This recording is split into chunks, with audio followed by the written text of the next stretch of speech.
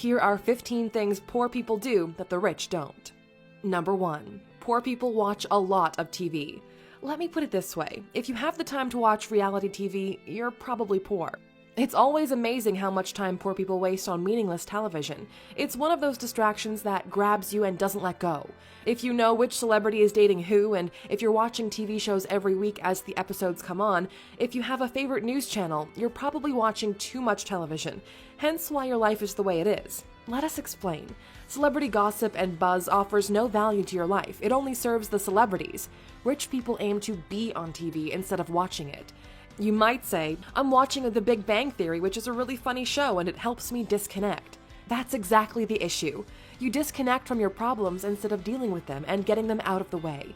There are rare occasions where, in the words of John Lennon, time you enjoy wasting is not wasted time. But really think about it. Should sitting inside watching a screen be something you really enjoy doing? Before we move forward to the second thing poor people do, let me explain what we meant by having a favorite news channel. You might say that the only good reason to watch TV is to be aware of what's happening in the world, staying informed. The problem we're seeing with this is that TV stations are always biased in order to fit their own agenda.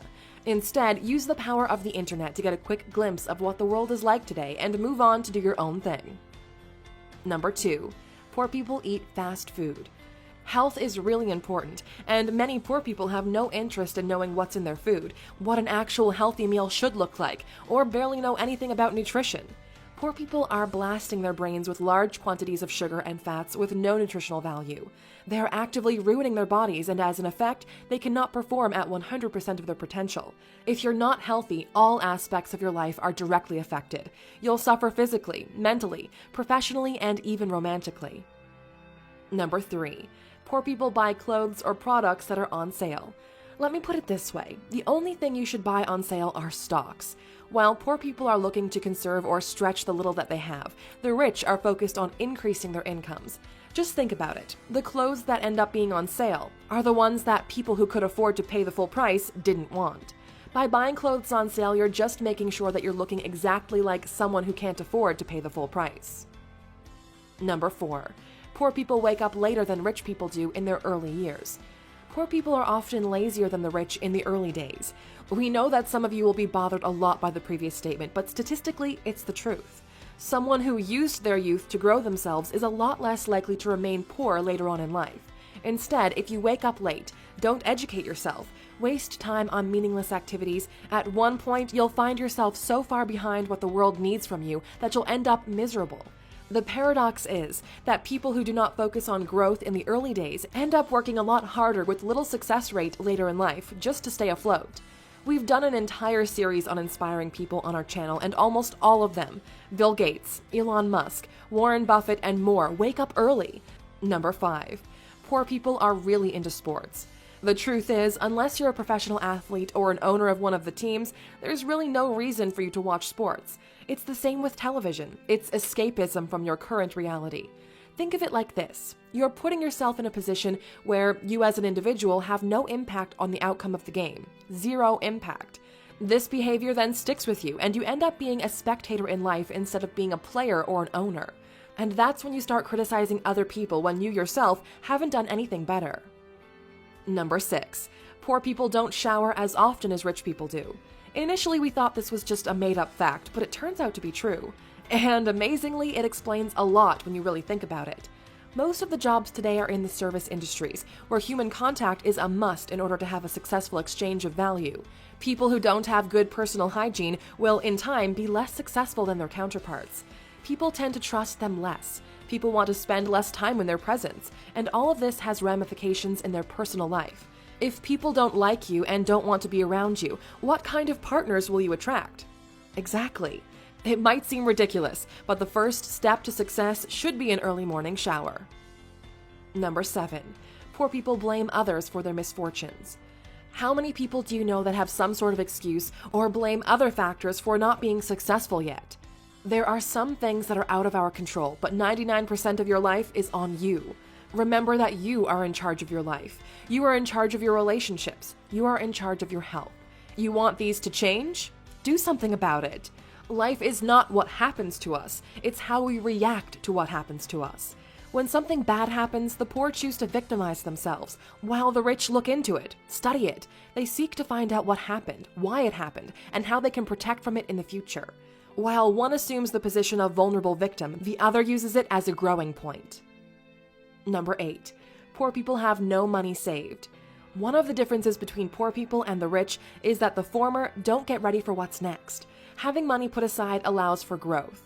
Let's say something bad happens. If you have money put aside, the problem is solved and you can resume your life. If you don't and the situation is urgent, what do? You either liquidate an asset like your car, house, etc., or you can take out a loan. For the rich, when the situation is over, they're left in the same position minus the savings, while for someone who's poor, their lifestyle has been dramatically hit or now belongs to the creditor. Now, let's look at the exact opposite. An opportunity arises. Those who have money put aside now have the chance to expand their lives while the other can't afford to take full advantage of this opportunity. That's why the rich are growing richer while the poor are getting poorer. Number 9. Poor people use credit cards or take out loans for useless things. One of the main differences between rich and poor is how they make use of credit. The rule is simple. If you take out a loan to buy something that doesn't generate more money than the loan, don't take it. It's that simple. You should only use credit if what you'll be using it for is an investment. Want to take out a loan for a large TV? Don't. Want a loan to buy that new Supreme gear? Don't. Want to use credit cards to get the new iPhone? Don't. Unless you're flipping the Supreme gear for profit, or you're using your iPhone to develop a new app to grow your business, these items should not be on your credit. Instead, earn the money and then spend it. You'll learn more about this on number 12. Number 10. Poor people tend to have more kids and earlier in life. The truth is, kids are really, really expensive.